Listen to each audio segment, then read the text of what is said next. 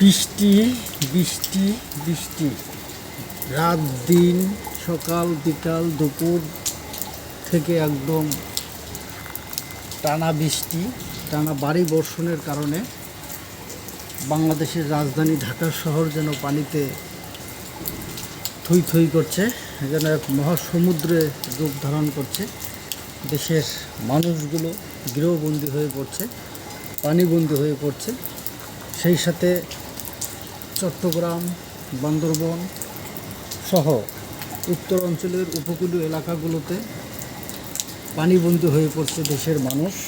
অসহায় নিরীহ নিপীড়িত কর্মজীবী মানুষগুলো, খেটে খাওয়া মানুষগুলো, তারা তাদের কর্মসংস্থানে যেতে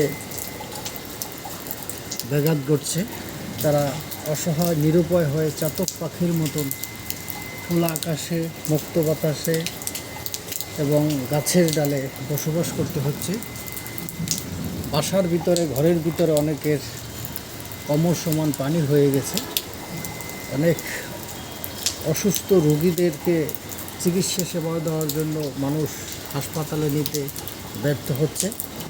ঠিক এই ক্লান্তিকালে, এই দুঃসময়, দুরবস্থায়, এই দেশের এই সংকটময় মুহূর্তে দেশের সকল মানবিক সংগঠনগুলো, মানবিক ব্যক্তিগুলো, সকল স্বেচ্ছাসেবী সংগঠনগুলো, আপনারা সবাই সবার মানবতার দেওয়াল খুলে দিন। সবাই সবার সেই পরোপকারী, সবাই সবার মানবিক দৃষ্টি থেকে সহযোগিতার হাত বাড়িয়ে দিন। এবং এদেশের সকল রাজনৈতিক দলগুলো, রাজনৈতিক নেতৃবৃন্দ, সকলের প্রতি আহ্বান থাকবে, আপনারা সবাই সবার সামর্থ্য অনুযায়ী, সবাই সবার জায়গা থেকে এই অসহায় মানুষের পাশে থাকেন, তাদেরকে সহযোগিতার হাত বাড়িয়ে দিন। অনেক মানুষ এই টানা এক সপ্তাহ ভারী বর্ষণের কারণে তারা কোনোভাবেই তাদের আয় উপার্জন করতে না পারার কারণে না খেয়ে বসে আছে। রান্না জায়গা নাই দেখে অনেকে রান্না করতে পারেনি, শুকনো খাবার খেয়ে কোনো রকম দিন পার করছে। বিশুদ্ধ পানির অভাবে তারা পানি পান করতে পারছে না। এদের পাশে থাকুন, এদেরকে সহযোগিতা করুন। মানুষের জন্য, জীবনের জন্য এতটুকু সহানুভূতি সবাই সবার প্রতি থাকা উচিত, দেখানো উচিত।